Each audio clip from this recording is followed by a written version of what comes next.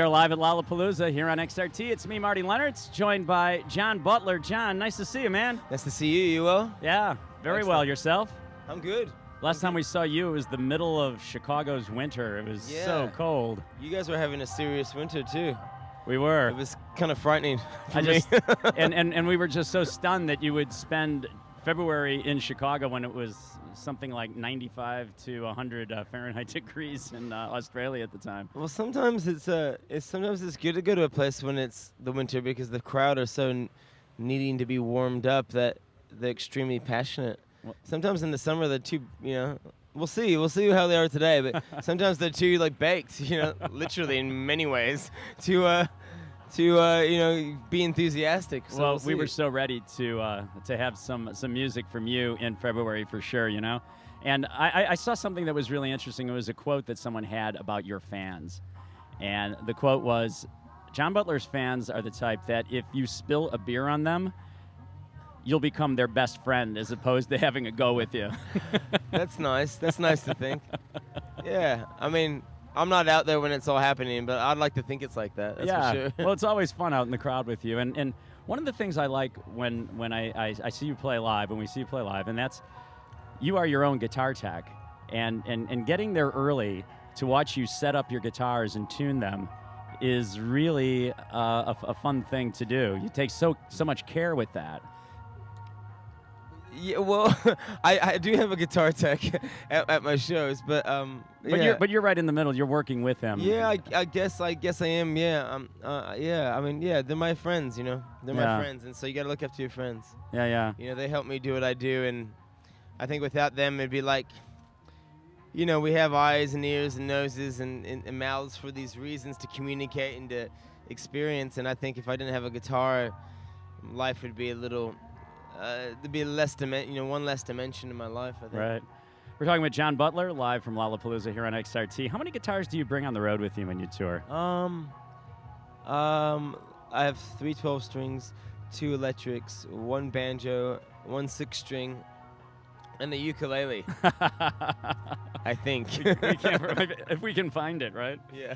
It's kind of like that. Well, you've been touring the record Flesh and Blood now for most of this year, and I think it had either just come out or it was coming out like in a few weeks when we saw you last time. Yeah, it just come out. Yeah, how has it been playing that for all these months? How are those songs doing? It's been great. It's been a lot of fun. I don't know if it's the internet or our fans or exactly what it is, but people knew the music so much sooner than the last album, like so much quicker. And people were singing the lyrics to these songs sometimes the first time they were hearing them live, and that was really cool. Yeah. And we were playing them like we owned them, as opposed sometimes the songs own you, and like you just like trying to play them. Other times you play them really freely, and I don't know. They've slotted into the set list really well, and we play about 7 to 8 new songs a night, which is quite a lot when we got so many other songs, but they fit in well, and everybody seems to be still on board, as far as the audience is concerned. So yeah, I liked what you said about the songs and how these songs came about on the new record, and you called them they were kind of magpied. What does that mean? Well, magpie is a bird in Australia that collects shiny things from many different places and sources, and then decorates their nest. And if you ever find a magpie nest that literally has everything from beer bottle tops to tin foil to bubblegum wrappers and what have you, and I guess that's a metaphor for people's stories, just kind of grabbing shiny parts of other people's stories and putting them together into one shiny song.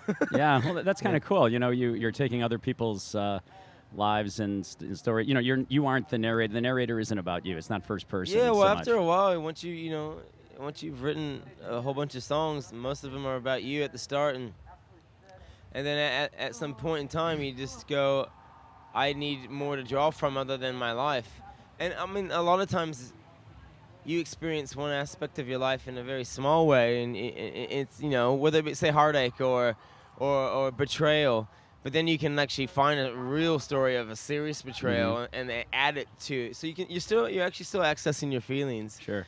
But you're actually using a greater story to dig deeper, which is fun as a songwriter.